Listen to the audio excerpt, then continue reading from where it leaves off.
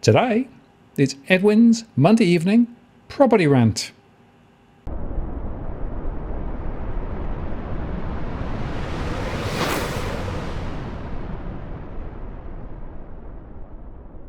Hello again, it's Martin North from Digital Finance Analytics, well noticed post covering finance and property news. It's a Monday evening, and of course, Edwin's with me once again. Edwin, hello. Martin, where have you been? It's been 24 hours since we had a chat. Oh, it's crazy, isn't it? Things are going all over the place at the moment, and I noticed that you were a bit delayed because of accidents and the fallout of accidents on the way home. Yeah, look, this is some of the things that we've been talking about with regards to what people are doing without. And I can only imagine as I was coming up the hill, from Penrith, and after you cross the Pean River, there was a couple of cars decided to have a Barney with a truck. So, but that was sad. That was bad. It was a really bad accident. Hopefully, nobody was badly injured. But from the state of the cars, there's a few. there could be a bit of pain there. But the interesting thing for me was, as I was a little bit towards the tail end of that accident, and as I was coming up the hill, there were three or four other cars on the side of one on the right hand lane, the other one on the left, and on the slip lane on the further left, and they're all at various spots of the hill broken down. I can only imagine that they're being overheating and they're just conked out. Then I started thinking, what are people doing without to manage this day and age? Through the economy. I mean, with the servicing the vehicle, servicing smoke alarms in the homes. What are people doing without? And then there's also the other side, which we've also discussed, is people's health, dental, mental, physical health. What are they doing without in order to just cope with the day-to-day crisis that we're facing with shrinkflation and every other inflation about the state. In the meantime, politicians keep on the pay packets keep on increasing. And I believe the ATO, from a tweet that I read over the weekend, the ATO's got 20,000 employees or the like, and growing. Pretty soon they're going to be issued a gun like they're being going to be issued over in America, right?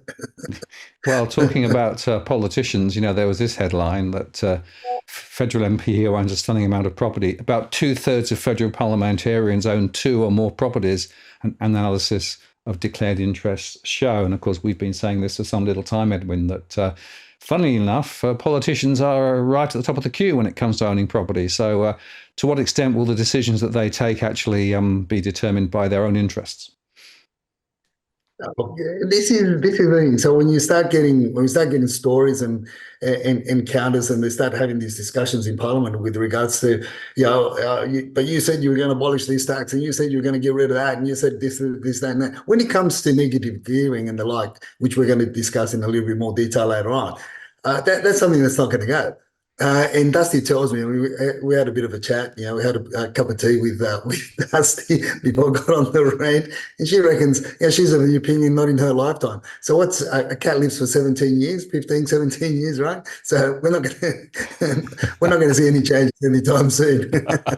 No, fair enough. Well, it is interesting also if you look at when the newspapers are full of auction clearance rates, surges as signs point to the right direction. So the Ray White boss, Dan White, says all the key factors that drive the housing market are finally pointing in the right direction as clearance rates hit 76%. So, and James Kirby at the Australian said home buyers ignoring the data as they rush back in. Immigration cutbacks and high interest rates have been put to one side by property hunters at the start of the year. So, of course, according to the mainstream media, all is now well in property land and prices will rise again.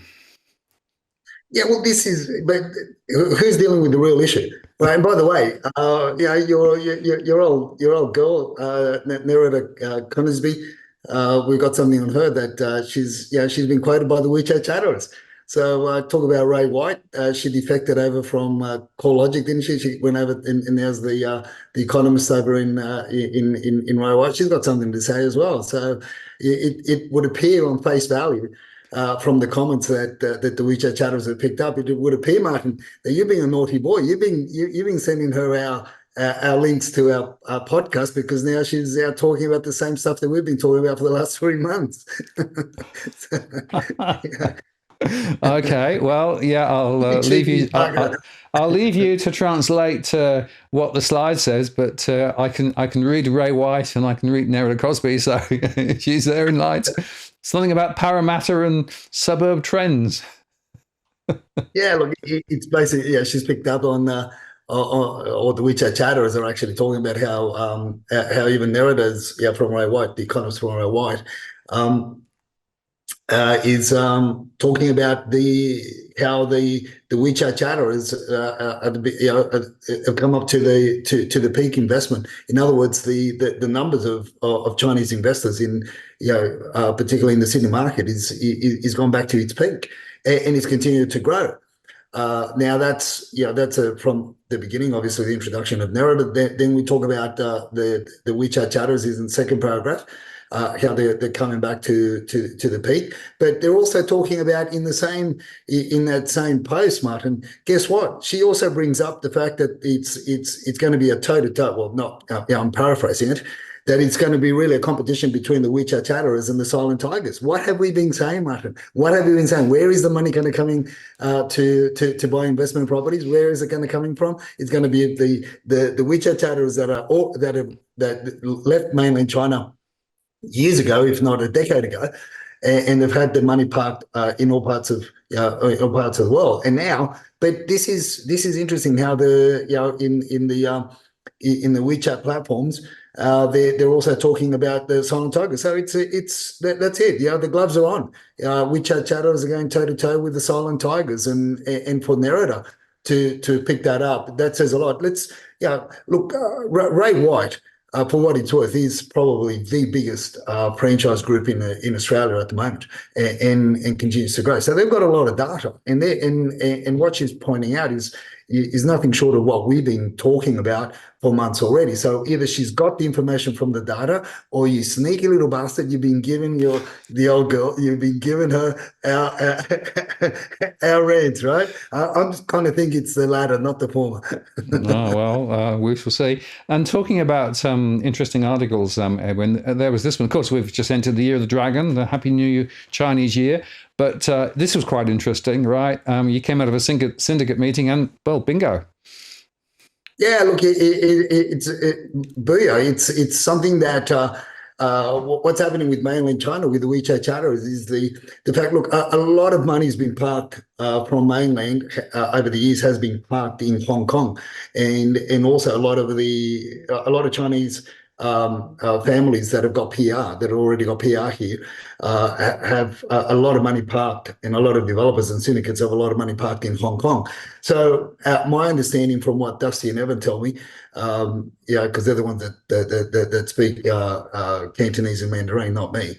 And from what they tell me is the fact that come the Lunar New Year celebrations, the CCP, the Chinese government, are just going to basically convert any funds that are in any of the Hong Kong banks. The banks will be forced to convert them to yuan. So whether you're holding money there in Hong Kong, because you can hold it in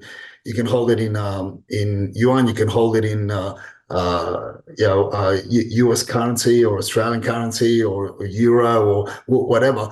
But any money that's being held in these banks it's going to be converted to yuan, and it's going to be pretty hard to get it out. So they're all scurrying. They're all basically quite a number of the syndicates and syndicate leaders that we know that Dusty has introduced me to over the years. They've a lot of them have already gone over to Hong Kong, or the wives or girlfriends have gone over to Hong Kong to sort that stuff out. Now, a lot of that money is going to be parked in Singapore, or has already been parked in Singapore, and they've already done the transactions over the last few weeks, those that have been in the know a lot earlier. The ones that have just gone over the last weekend, it's almost a little bit too late. What we've also been told as of yesterday, from the last meeting that we had with one of the syndicates, Chinese syndicates, is that some people are under house arrest over in Hong Kong. In other words, their passports have been taken taken from them, and they've got to give a reason as to why they are taking money out of the Hong Kong banks and basically transferring it to other parts. So obviously, there's a lot of Chinese and Hong Kongese lawyers are making a motto at the moment, trying to argue on behalf of their clients that are now under basically house arrest, because once you don't have your passport, you can't leave the country. You're basically confined to your hotel or whatever accommodation, and you just stay local. So the question is it too late for a lot of the ones that have just gone now? But the thing is, Martin, is there's been a lot of money from other sources that we know of, a lot of money has already gone to Singapore and is parked there. And how does that affect us? Well, it affects us because that money will be parked in Singapore, that it's left Hong Kong over the last month or two. It'll be parked in Singapore, and then from Singapore, obviously, the transition from Singapore to Australia is a lot easier, or from any other country. Sometimes I'll send that money over to a European country, and then from the European country, there's a lot less questions being asked by the Foreign Investment Review Board or powers to be here as to where's this money come from, and it'll make its way into where? Into the Sydney, predominantly the Sydney property market and other investment here in Australia. So it's a watch this space to see how much of this comes over to Australia. We're told, or I'm informed, that it would take anywhere between 3 to 6 months, best case scenario. Anytime after that is more than likely, because obviously it's got to sit in those Singaporean accounts for a while before they can be then transferred over here. But there's a lot of people that have here, local people that have been holding PR, that have holding money over in Hong Kong, that have gone over to get this, to bring that money not directly into Sydney or into Australia, but also using the same stepping stones. So it's an interesting space, Martin.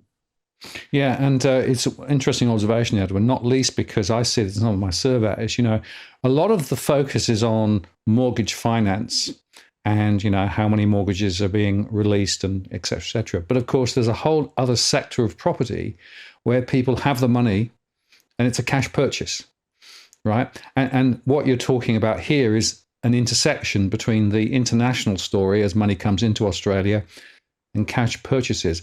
And I don't think that there's enough focus on property that's purchased without a mortgage, right? Everyone's focusing and fixated on the mortgage sector. But this is a very, very important and supporting momentum, of course, across the property sector, because there are people who are cashed up. Yeah, look, and there are also local people. One of the solicitors that we met with yesterday at the function was, of Greek background. But he also does a fair bit of business with Chinese groups, and he was also telling us about some of the people from his circle of influence, and these are local people. These are second, third generation Greeks and other people from other European backgrounds. Martin, they're sitting on anywhere between $5 to $125 million. Ready to go and ready to pounce on property. That some of his colleagues and people in the circle of his influence, the mother gave one of her sons, handed over $10 million not too long ago to buy a property in the eastern suburbs, with somewhat interesting strings attached, but I won't mention those strings. But nevertheless, I never had a mum that would give me $10 million. I don't care what strings you attach to those. Well, you make an interesting point, and there was this article which came in quite recently that said, here's a dad who spent $2.7 million on a property so that his daughter and friends have a uni share house, right? The investor was able to solve the rental crisis for 4 young students. Or, as the Reserve Bank of Property put it, if you can't do this for your daughter, you've failed as a father whilst benefiting from writing off the property costs against your taxes while your daughter lives in the investment property. And that, for me, is an interesting microcosm of both the problem and the opportunity for some. Yeah, and this is where I've been saying, like, I mean, I know refer to the different groups to sort of segregate them a little bit so that our audience can have a bit of fun and we can have a bit of fun. But at the end of the day, we do know the groups that are out there that are looking and that are poised and ready, willing, and able to buy now. And yeah, one of them is WeChat chatterers, so you could say the local WeChat chatterers, the Aussie Chinese, the second, third generation Chinese. There's old money and there's also new money that's been sitting here for a while. You've got the WeChat chatterers from abroad, from all regions of the globe that are now focusing predominantly in the Australian market and in Sydney, particularly in Sydney, because it's the thing to do now. It's the focus here. We've got the schooling, according to them. We've got the schooling. We've got the safety aspect schools. The landscape, you name it. It ticks all their boxes. So we've got all that contingency coming over. Then you've also got a lot of expats that are coming back into Australia. You've got the silent tigers now, which even Nerida Conisbee from Ray White's talking about, and no doubt others will talk about what we've already been discussing for almost 6 months now. Then there's the new kids on the block, the Vietnamese contingency. There's second generation Vietnamese young people that are also follow the footsteps of the bigger cousins, the WeChat chatterers. But more to the point, also the money that's being poured into Vietnam, that is sooner than later it's going to find its way into Australia because Vietnam is it's going to have its 20 golden years of prosperity, because nobody's international companies are not necessarily wanting to invest or looking to invest in the Chinese markets anymore, but rather they'll look at Vietnam, because that's where the next industrial boom is going to happen, is happening. So you got that, and of course, apart from your general population that are sitting on a lot of money here in Australia, then you've also got the group that I call the desperate housewives, which is families that are really they've been waiting and poised, and now they're basically elbowing the partners and saying, hey, we got to get in because of the effects of immigration, construction issues, established homes and established properties aren't being replaced as readily as they would otherwise be. So all these factors that are really headwinds that are pushing against the local buying power. So this is where it's really messy. But again, we got to look at not all the regions in Sydney are reacting the same way or are being affected the same way, and nor the New South Wales regions or other states for that matter. And this is where you got to look very, very granular. And I believe you got a slide that you want to share as well, Martin, with regards to that, because even CoreLogic, there's parts of New South Wales that are going up in value, and there's other parts that are receding. Yeah, well, before we touch on that, let me just touch on the migration issue, because there's been quite a lot of momentum here, right? So, for example, population.org.au says, say no to a big Australia, with a picture of the tent cities. And, there's a lot of people living in tents and other uncomfortable areas. And interesting that IPA.org.au said new research released today from the IPA estimates the federal government's unplanned rise in net overseas migration to over 1.75 million by 2028 will create a housing shortage of 252,800 dwellings in the same period. So, it is absolutely true to say that migration is a thing, and it's been driving the property market very hard. And it's one of the main reasons why it is that, in fact, things have been going, pretty badly for Australians trying to compete with all of that inflow of people, many of whom have cash, as we've said. Nick McKim, of course, in the Greens is saying we need a royal commission into offshore and onshore migration, offshore and onshore immigration and detention, which is interesting. But I would have thought that there's probably a broader question for the Greens with regard to migration. But I'm fascinated that they don't seem to be raising very strong concerns about strong levels of migration. I'd have thought the Greens would have been all over this, but it doesn't seem to be quite up there. What the Greens are interested in is negative gearing, and we'll touch on that, right? But for me, the question about migration is got to be the centre of the question, because it is ultimately the thing that's driving the momentum. It's one of the critical factors. They've got so many people coming into the country. They need somewhere to live. Quite a few of them are cashed up, and they're squeezing ordinary Australians out the picture. Well, that's right. And if you look, if you even go back a lot further back with a lot of the commentary that I've done over the years, from the early 2000s, and I've always been on the point about all the levies and all the taxes that builders and developers pay in order to even build. So migration has been one of them. Obviously the biggest one, and you've also got the impediments by the LGAs across Sydney that have created major issues. I mean, there's talks, as I've said before, there's talks of introducing the fibro cladded homes, turning them into heritage listing those in parts of Western Sydney. I mean, what for? Seriously, this is crazy stuff. But look, it's not funky to talk about these issues, the real issues.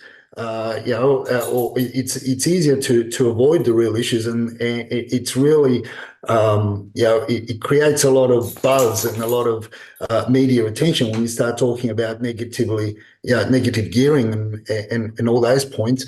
But and even the Greens now bringing up the whole issue about how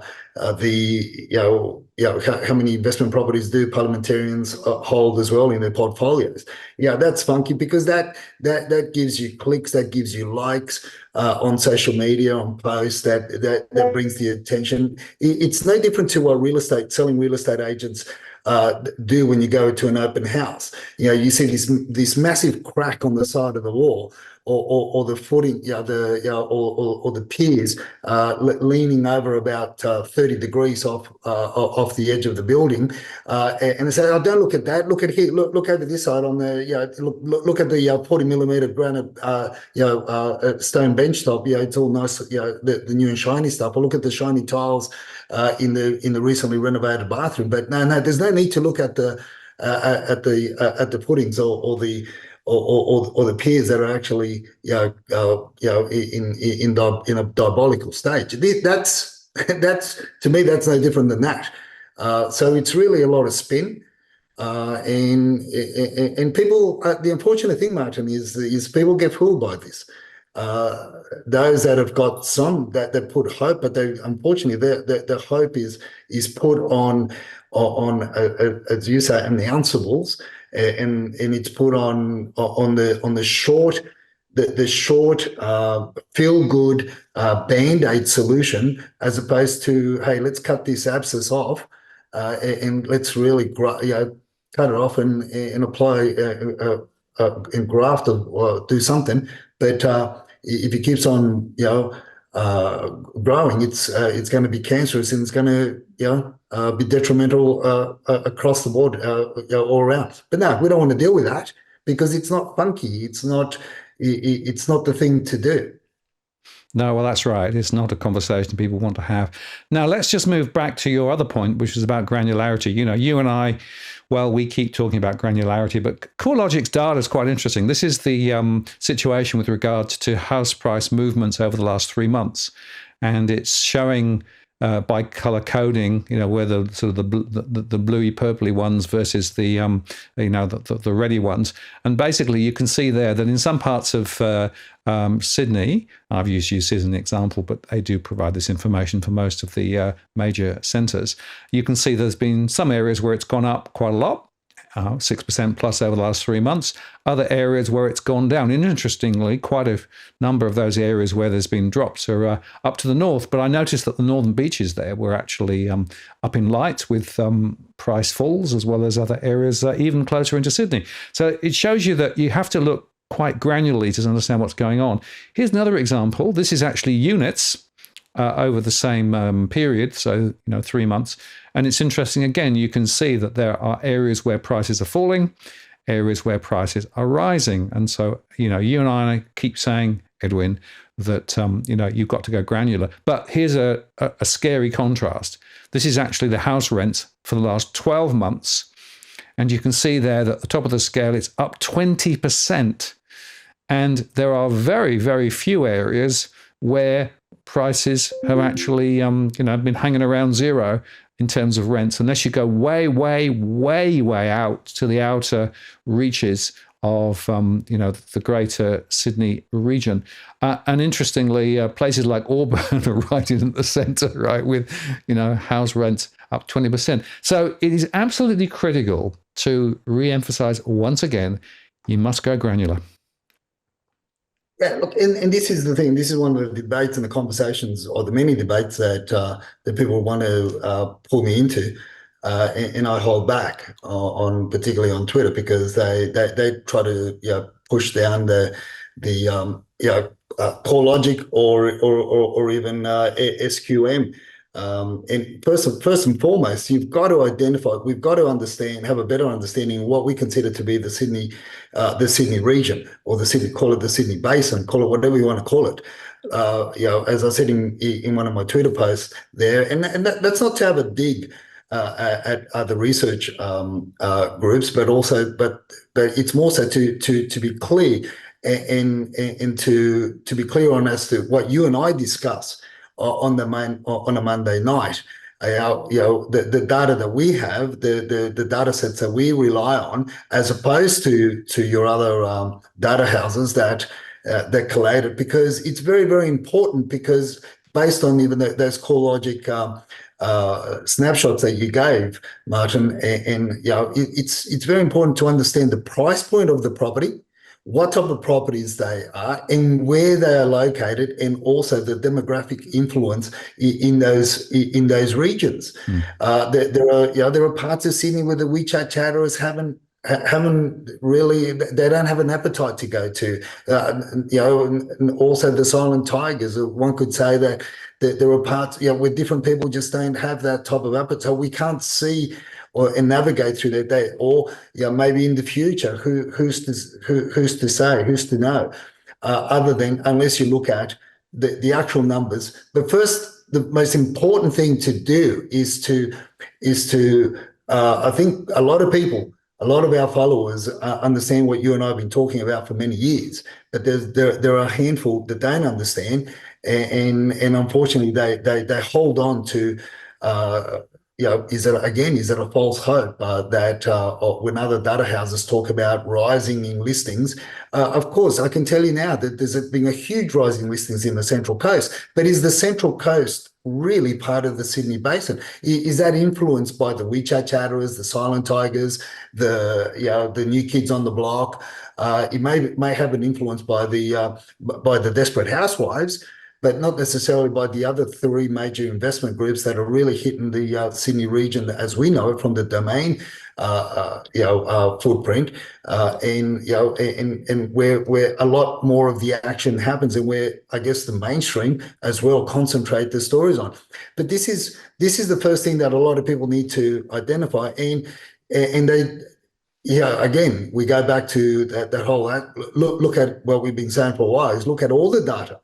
And if you're looking at buying, If you're looking at particularly around buying, look at the areas that you're looking at buying and determine and monitor the numbers to that area, because different regions, different suburbs, different parts of different suburbs will be acting and reacting totally different to the different influences about and rentals. Likewise, because there are a lot of things that would influence the prices. Are you in the catchment area of certain schools?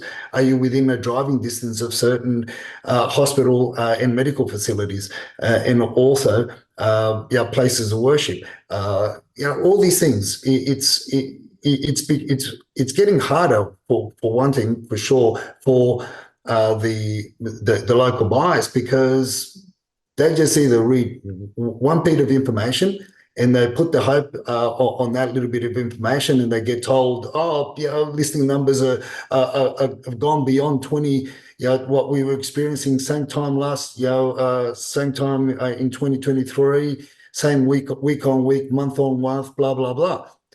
Yeah, the Central Coast has increased. Your old neck of the woods has increased, but is the outskirts of Wollongong part of Sydney, is Lithgow and over the mountains, is that really part of Sydney? No, not the way we interpret it. But then they'll go up to an auction in the inner west, and they go, oh yeah, but SQM said that numbers were surging, but I still saw 50 groups of people, of which 20 registered at the auction, and there was 15 active bidders. Well, if you look at the historical, or even the historical numbers on market, even for the last 4 or 5 weeks, you'd see that nothing surged there. And this is where people have got to be a little bit more careful as to what they interpret and that. But there are definitely parts for people that do want to make that move, for people that do want to make that extra sacrifice, be a little bit further out. You and I have been saying for a while, the outer regions, I would more call it the outer regions of Sydney, are acting totally different to your Sydney region basin. So it's chalk and cheese, and that's what I see when I look at those snapshots that you've been showing, Martin. But unfortunately, a lot of people just it's a big blur, and Sydney, and when when all these data houses talk about Sydney, they think that it's the inner west or thereabouts. Yeah, and as we've shown that, the ABS defines Greater Sydney as a massive area, but it's a row of mountains down into Wollongong, up towards Newcastle, and so it's not really a very appropriate way of understanding what's going on. So you have to go granular. I'm afraid it's we keep saying it, and people keep saying, "Why do you keep saying you have to go granular?" Well, because you do have to go granular if you're gonna actually figure out what's going on, and yet, if you look at what the articles in a lot of the mainstream media are based on, they're based on aggregate data across the whole of Greater Sydney or the whole of Greater Melbourne, or et cetera, et cetera. And you can be really deceived, as those CoreLogic data points showed. Now, let's just move on to this other issue of negative gearing, Edwin, because, of course, you and I have been talking about some of these issues for quite some time, but it's interesting that negative gearing is now shot back into the headlines. Wonder why that could be. Yeah, exactly, because I put up a tweet as you're going to share with our audience, and because I started thinking, because obviously with all these debates and around negative gearing, how is it going to affect the immediate needs of the people? The Greens talk about it. The Treasurer, one of the latest articles that I read with regards to the Treasury, saying no, that nothing's going to happen to negative gearing. So I put up that tweet and I called it, damned if you do, damned if you don't.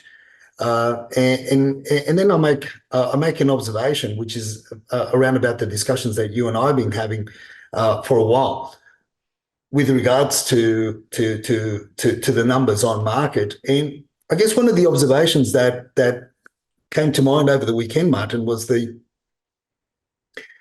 if you look at one of the biggest arguments that the pro abolishing negative gearing side of the fence says, well, abolish negative gearing and you'll have more properties, more rental properties on the market that first home buyers or renters can jump in and buy. It's a valid argument, right? But I started thinking about the Melbourne region and what we've been talking about in what's been happening in the Melbourne region. One of the observations is that over the last 3 months, when the WeChat Charter was called, get out of Melbourne, and then all of a sudden we got this huge surge in for sale listings in the Melbourne region. There's another anomaly that's been happening simultaneously, and that is that the rentals on market have also decreased. So what's wrong with this picture? So this is when I make the observation and the argument that in the immediate effects of getting rid of negative gearing as on its own without having other backstops, my question is, and I ask you, Martin, could it be detrimental at the immediate effects based on what we are seeing week on week, month on month, happening in Melbourne over the last 6 months? Because you and I can agree that the for sale listing numbers have gone up.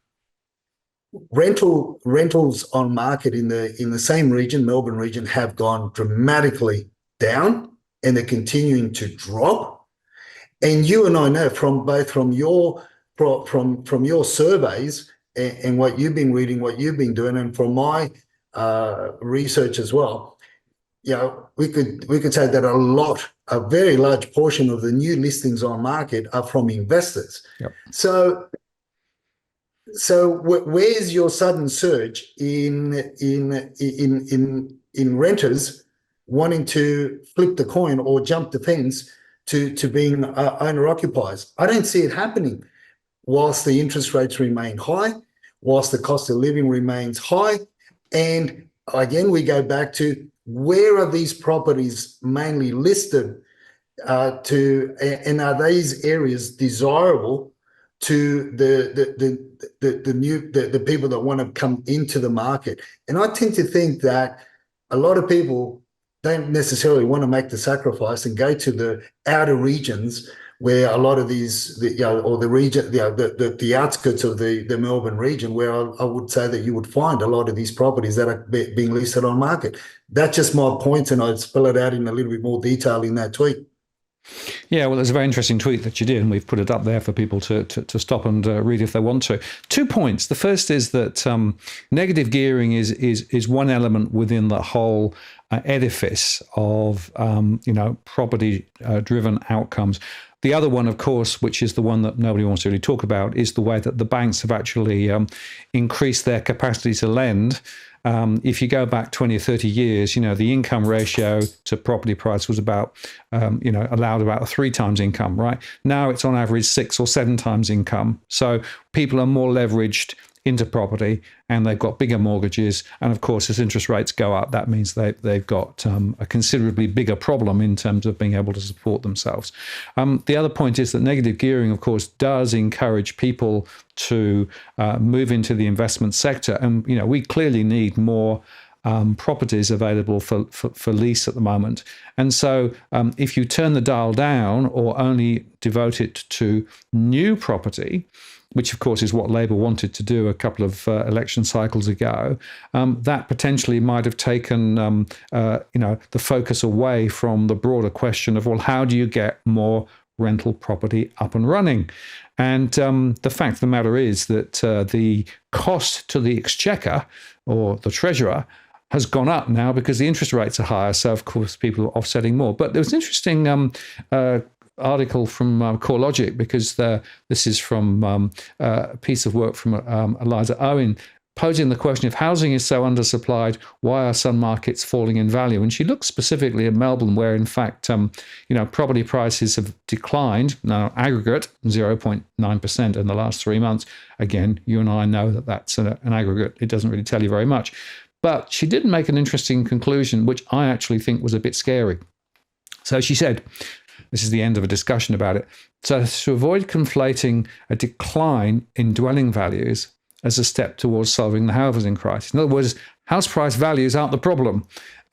Some households will never be able to be in the market to buy, in which case it's important to consider a consistent supply of social housing outside of market fluctuations. So there's some interesting observations at one level there. But if you don't honestly believe that the question of what is the right value for property isn't part of the conversation, then we're missing the big point. So to my mind, I think that negative gearing has been one of the elements that's created the problem, but it's not necessarily the biggest by any means. There are lots of other factors, not just migration, but also lending policy and credit availability and all of those things. And we've actually financialized the whole of society to the point where we've actually got now to the limits of what can be done. And then your other point is interesting, because we've seen listings rise in Melbourne. And yes, a lot of those are ex-investment properties. Why? Because even after negative gearing and everything else, many of those investors are losing money. And so, it isn't just negative gearing that's actually making an investment property positive or negative. It's part of the story, but not the complete story. So again, 60% plus of property investors in Melbourne are losing money at the moment. And in comparison, you can get 5% in term deposits. So maybe part of the story here is the changed path of interest rates and the fact that some people are saying, well, actually, from an investment perspective, I can get better returns elsewhere, which then, of course, then begs the question, yes, well, okay, so where are the government strategies, both state and federal, to support those who aren't able to get into the property sector? Because just throwing more first-time owner grants at first-time buyers doesn't help. That just lifts property prices even more. So to my mind, I disagree with CoreLogic. We've got to ask the serious question, what is the future trajectory of home prices? Is it true that we should allow them to continue to rise and rise and rise and rise? At what point does the whole emphasis come over, right? That's, for me, the big question, I think, Edwin. 100%. This is this is something that obviously I'll raise somewhat in the tweet, and that is negative gearing is really only one policy, or one call it a policy change, call it a policy approval. And this is the problem with our governments, both state and federal, is they will focus on one policy without understanding the ramifications of all the other surrounding policies that they have a positive impact or a negative, more to the point, a negative impact in the outcomes. So I just raised that question there, and I'd raise that, put that observation on my Twitter feed. So because it is an interesting dynamic, I stick to, if we're looking at it just as getting rid of negative gearing, I think if it's just that policy on its own, and that's what the governments do, which they tend to do anyway. If that was to happen, I think they really need to have a close look at the outcomes, the present outcomes of all those investment properties going into the sales, the for sale ledger, and at the same time having a huge negative impact on the rental listings and greater lineups for properties in Melbourne, and the rental listings keep on dropping, and those lineups for properties keep on getting larger.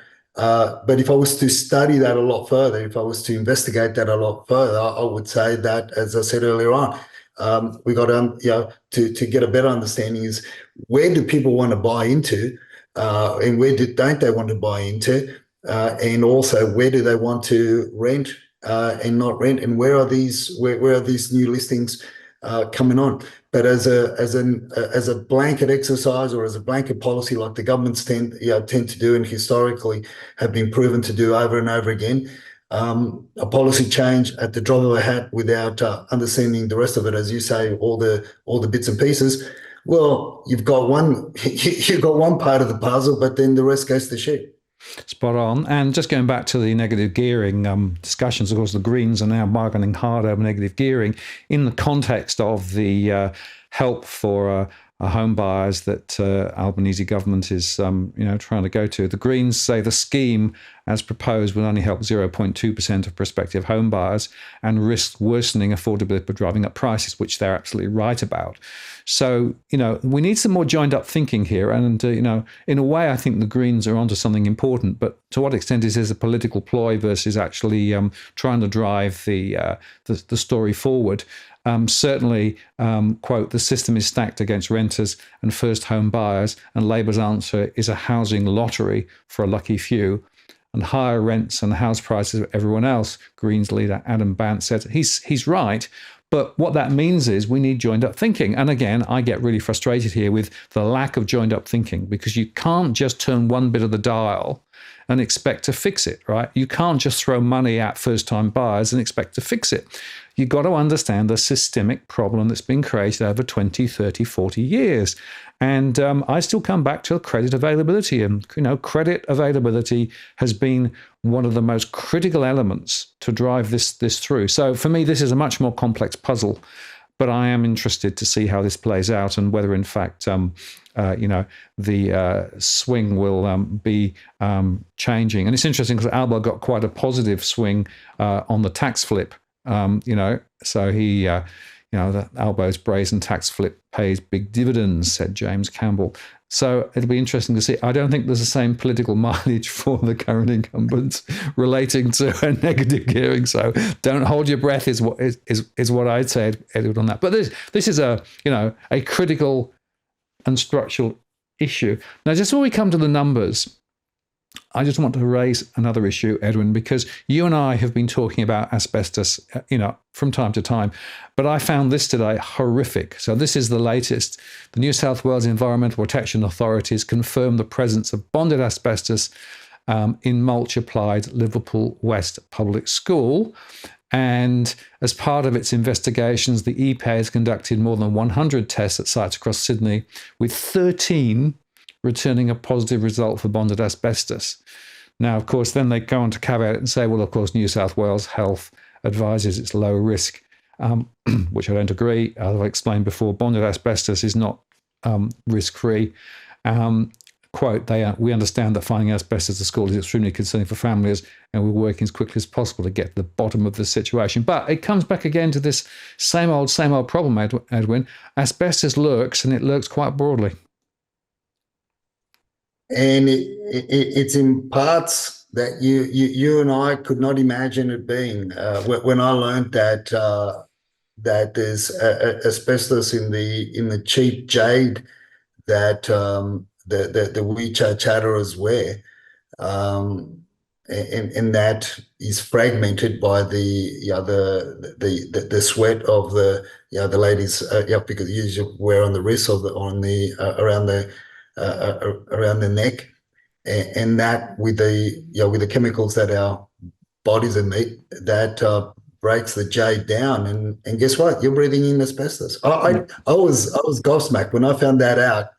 I was absolutely gobsmacked. And there's another thing that I think I've shared. I'm not sure whether I've shared on our show, on our rant, and that is that a lot of the quite a large portion of the stone, a natural stone that has been shipped into Australia, particularly the red stones that have come from Asia, they are radioactive. To what extent, I don't know, but that's over in China, in residential homes, you don't see the red rich stones. They don't use it, and let alone your they also turn into tiles, and I've seen them here in restaurants and other and even in some residences. but it's it's that they stay away from it. But there's a lot of stuff that we don't get told of. And the other thing is, how the hell is this asbestos, bonded asbestos being, whatever? I know what the actual the original substrate was in terms of where it came from, but how the hell did it get mixed up with mulch? I haven't read the article. You may have read the article, but that is, for me, that is one question. How did it get mixed up with mulch? My understanding of mulch, the mulch that I know, after chopping down so many trees in our property, is it comes from the tree. I haven't come across a tree that I found slabs or rods of asbestos, inside the tree trunks, Martin. I don't know about you, but I know how they grow them over in England, but I haven't found them over in the mountains. Not just yet, anyway. No. Well, I can confirm they don't appear here. But here's 2 points. 1/3 of properties across Australia contain asbestos in some form, and there's about 28 different forms of asbestos that are around the place. Secondly, the cost of disposing of asbestos have risen dramatically over recent years because, of course, there's more awareness now of the risks, and you have to actually get qualified, quote unquote, operators to remove it. Third, quite often the dumping of asbestos, therefore, has become more and more difficult to control, and whilst it can be disposed of through council controlled sites, those sites of course cost a lot of money. The council's under pressure, they charge more. That means that some of the less kosher people are actually tending to drop it in all sorts of areas. Where do they drop it quite often? Well, they drop it in areas where of course there's a lot of greenery, it's where it can't be found, and then they break it down, etc. So unfortunately, asbestos is in the environment, and things that we're doing today, both legally and illegally, is making it more and more likely. And just, one simple example. When I was at Thurul, there was a park in the middle of Thurul. And one night, a fly tipper came in and dumped a whole load of asbestos in a big pile. And it sat there for several days. I phoned up the local council and said, "Oi, there's asbestos there." And, they eventually came and dealt with it. But somebody else just decided that they would dump it. And that, for me, is, criminal, absolutely criminal, but there's no recourse because nobody ever saw who it was. But you cannot therefore guarantee that asbestos is, contained in a safe way. And there's no such thing as safe asbestos, as I keep saying. So I just get so cross. And of course, we're exposing youngsters, at schools and hospitals and everywhere to this as well. So, and this is a long-term issue, health issue as well. So I just get so cross when I see these headlines, and particularly when they then say, and of course it's bonded, so it's okay. No, bonded is not safe. And of course, when it's broken up into pieces, it may be bonded, but it's still got fragmented edges, and it's a nightmare. Major issue, and I'm afraid that I lose it when I read those stories, because I just think they're not being honest with ordinary people about the risks of asbestos. And I always say to people, if you're thinking of buying property, or if you've got a rental property, make sure you understand whether it's got asbestos in it, because it is really a killer. Yeah, and the other thing is as a kid, where do you play? You don't necessarily play in a playroom. You go out there and just run amok everywhere and anywhere, and so look, this is the state of affairs, right? But again, we go back to the bureaucracy. The bureaucracy keeps on increasing, and the government positions keep increasing, but there's less being done, unfortunately. Yeah. But they're the trending numbers in the government departments. The things that make they go up are wages, and the things that go down are things that they do. In other words, there's more that they don't do. Absolutely. Now, before we just get into the numbers finally, I just wanted to come back to this picture because it was hilarious. What is wrong with this picture? Well, Edwin, according to the WeChat chatterers, nothing wrong at all, but Channel 7 had a different view. That's right. So this is something that the WeChat channels were commenting on WeChat on the social media. They're going, "What the hell? What's wrong with what's wrong with these people? This is natural. Do you prefer to live in this shed that's been converted into a somewhat attractive, clean accommodation, or do you prefer to live in a shared room?" And of all places, this was apparently in Woywood. So yeah, like it's only now that the mainstream media are finding out. This is what they're saying. It's only now the mainstream media are finding out what we've been doing for years. This is verbatim from the social media post. So it's rather interesting how we look at this and we go, "What the hell?" I mean, there's other stuff that I posted from back in 2012, 2013, with a garage being converted into a granny flame. It's absolutely diabolical. But then again, for us, it's shit. What's this? And then for the WeChat chatters, it's what are they complaining about? It's either living there in some space, or live in a shared room with three others. Crazy. Absolutely, yeah, it is, and it's a matter of different perspectives, isn't it? Well, let's look at the numbers now. I mean, there isn't much to say really, because it's still same old, really, isn't it, in terms of what's going on? But the listings on the 5th for the Sydney region was 15,682, jumped forward through to the 12th, 15,850. So small rise maybe, but if you look at it in trend terms, well, not a lot to see, really, is there? No, we're still tracking about 800 or so listings lower than the same week last year. The interesting thing, looking at the numbers that we were tracking for week 8 of 2023, that's when the 2023 numbers also started to retract. It'll be interesting to see what happens in week 8 and 9, and this is in preparation for your winter period. And if you recall our shows around that time, we were talking about how all of a sudden, I think we pulled back something like 700-800 listings in over one week, and it was a bit of an eye opener.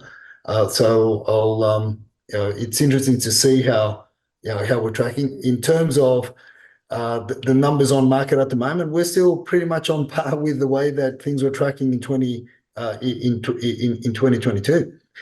So with a lot less demand, a lot less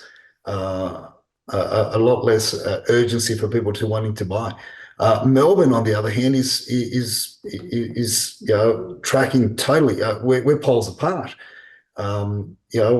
You've got almost 26,000 listings on market in Melbourne, and just 16. So that's we almost doubled the amount of listings on market by in terms of freestanding homes.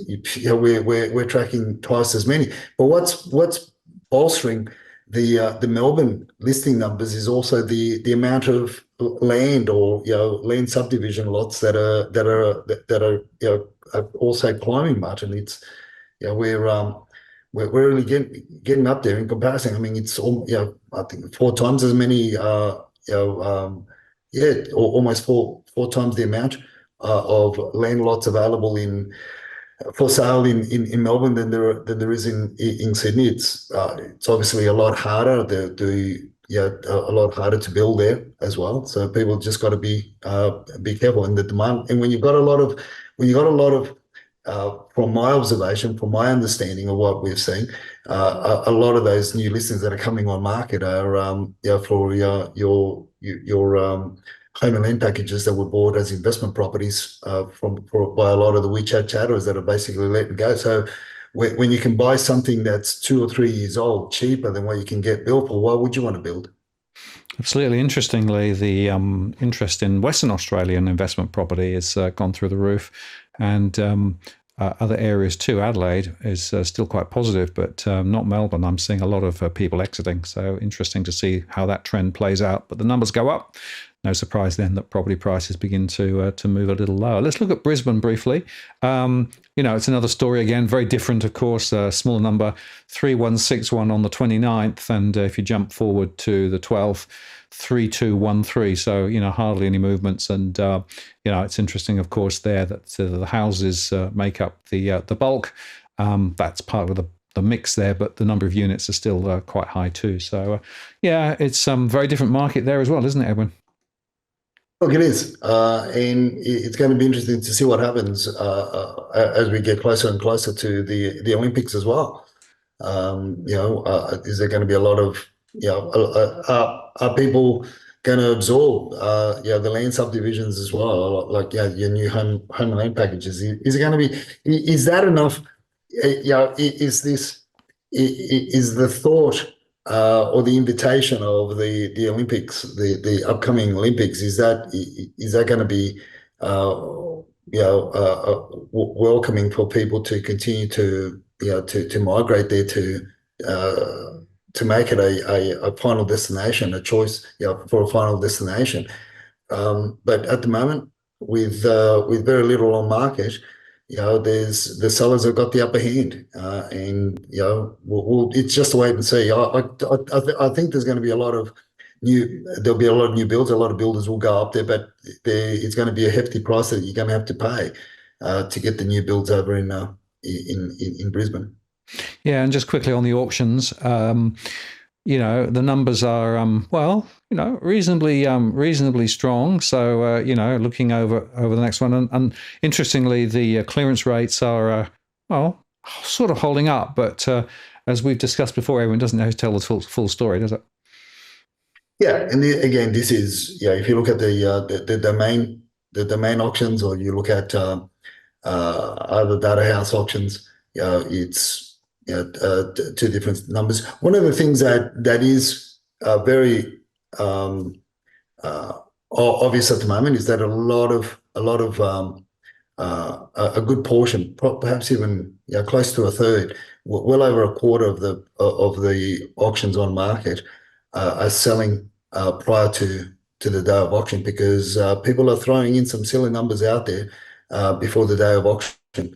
And as we've attended open houses, there's a lot of discussions that the agents are having with our competitors or our clients' competitors, and a lot of the discussions that they're having is taking offers and ready, willing, and able to make offers before auctions, because of that fear of missing out. And the people that are making the offers, we're not talking about, it's not in the areas that we've been looking at, and also in your lower price point areas. It's a lot of them aren't necessarily first time buyers. A lot of them are either investors or it's a second time around, or they're either upsizing or downsizing. So there is a lot of competition, but again, it's because of the lack of listings on market that it's creating a lot of this competition. Spot on, absolutely. Well, let's just then close out by talking about the rental situation. So, in fact, both in Sydney and Melbourne, number on rental listings are dropping. So in Sydney, 9159 on the 5th, down to 8804 on the 12th. And in Melbourne, on the 29th of January, it was 8905, and now it's 8420. So unfortunately, in both markets, the truth is, Edwin, that the number of available properties for listing going down. Yeah, it's almost like it's a race who gets to 6,000 listings on market first. It's going. This Led Zeppelin's dropping very fast. And it's startling. It really is. It's scary when you think about. And is it any wonder that you see newspaper articles with 200, in some cases 250 bodies lining up to inspect the apartments? But a lot of it obviously is in those areas that are more desirable for young people that want to live. You're in the wests of Melbourne as well. That I guess those you call it those hip areas, or those desirable areas, as you're in the wests of of Sydney. But we're going to see a lot more of this as the people keep arriving. One of the things that we've been saying, and a lot of the migrants that have come into, and again, I'm talking about Sydney. A lot of the migrants that have come into Australia and they've decided to park themselves in Sydney. Two things have been happening over the last 6 to 12 months.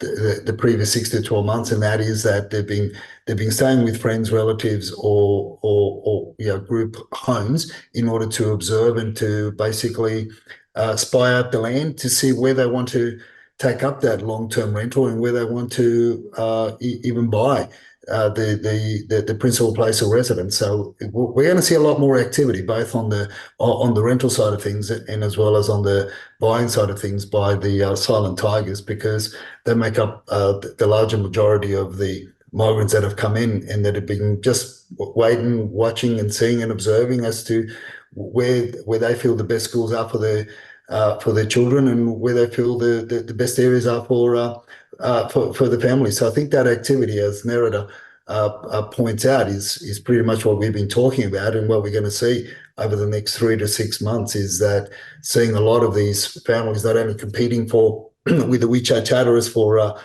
homes or investment properties for that matter, but we're going to see a lot more competition by way of migrants that have already been here for 6 to 12 months, but not necessarily have taken on a rental property. Because let's face it, from a rental point of view as well, property managers want some sort of a history of you being in a property before they give you the preference. You're listening. I've got a client at the moment that we're in the process of helping them sell their home, and they found it a little bit difficult to they're moving out of the house in order for the home to be parts of the home to be quickly renovated before they sell. In order for that to happen, they need to be out of the home because they've got a baby. So they've been looking for a rental, and it's been very difficult for them to get a rental. And they've been telling me over the last couple of weeks that property managers don't get back to them because they were a little bit subtle as to why. I mean, it's not that their incomes are not an issue. The fact that they just want to park themselves somewhere for 6 months before they also then look to see where they're going to be moving, depending on what the sale value of the property is going to be. The conclusion is, or said to them, look, when you've got 30, 40 groups of people that you've been seeing week in, week out for the last 2 months looking at a rental, that will be preferenced first. So that's what's out there, and that's the level of competition that's out there. Even though people are offering a lot more, it almost comes back to you've got to build that relationship with the property manager before you get preferenced as well. So who knows? I mean, I know. I don't know what property managers want these days, apart from they're not allowed to rent bid, but doesn't say anything about giving them half a dozen cinnamon donuts when you turn up for the inspection, right? No, but I mean, this is, the pointy end of the housing crisis. And, I've never seen the housing crisis in Australia, or indeed in other countries too, like in the UK, as bad as it currently is. All the parameters are way off the scale. And yet, as we discussed earlier on, politicians want to do little point solutions that don't really, solve the problem. Just before we go, tip of the week, a very important one here, Edwin. Yeah, look, we've been talking about the changes with the National Construction Code. We've been talking about different things that have been happening. We've talked about the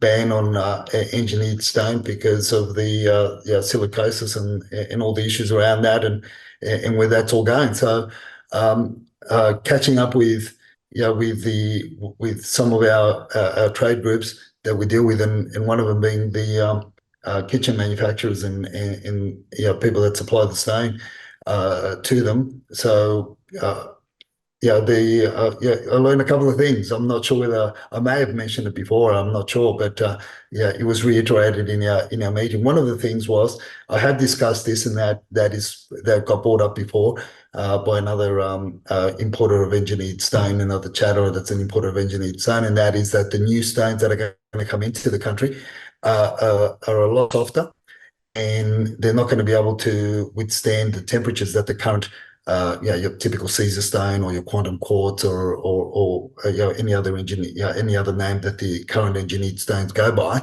But that's where most of our viewers and followers would understand is your Caesar stone or your quantum quartz. They don't withstand the same level of temperature, and therefore they're going to be buckling when, with the cooktops sitting on top of them. They're trying to work out ways to stop them from bending with the heat. And so, me being me, I said, well, how can you tell from face value? How would you tell? What would you recommend people do to see if they're getting and this is presently, right? Because there's some of this softer stone already being imported, and some people are pushing that out as your current stones, and charging even more for the crappier stuff that's going to come in. And they said, well, look, what you got to do is ask for a sample piece of the stone and put it keep it in the sun, on its edge, and see if it buckles or it bends. The newer stone doesn't cope with heat, even to the point where even just the sun's rays that'll heat it up. Within a few hours you'll see it bending. And then I said, well, in terms of your natural stone that's going to replace a lot of this engineered stone, a lot of people are going to say, well, I'm not too keen on the new engineered stone because we don't know, because of these bad qualities and not as good. So I might as well pay the extra 20, 30, 40% or 50% or double the amount or whatever in your natural stone. And I said, how do you know you're getting good quality natural stone as opposed to shitty natural stone? Because to the novice, it looks the same, right? And the more colourful, the prettier it looks, the more desirable it becomes. It says, and that they said two things. First, they said the more veins it has. In other words, the prettier it looks to you because it's got the veins going through the patterns. That's the shittier stone because they're just fault lines, or that's the softer part of the stone. The darker the stone, in terms of the more when I say consistent the stone is, the better it is. And one of the ways to test to see if you're getting good quality stone, no matter what color it is or what you think, is have a little bottle of soy sauce with you and pour it on the stone. If you can wipe the soy sauce off the natural stain, it's good stain. If you can't wipe it off, if it stains, it's shit. Get away from it. So there's a good tip, Martin. Very well. Yes, well, just be careful where you put your soy sauce then if you're testing stone.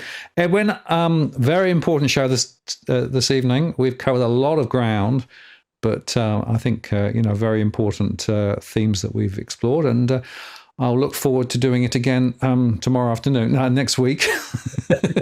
Tomorrow morning. It does feel like that, doesn't it? But anyway, thank you very much as always. And I'll look forward to catching you up again in a week's time.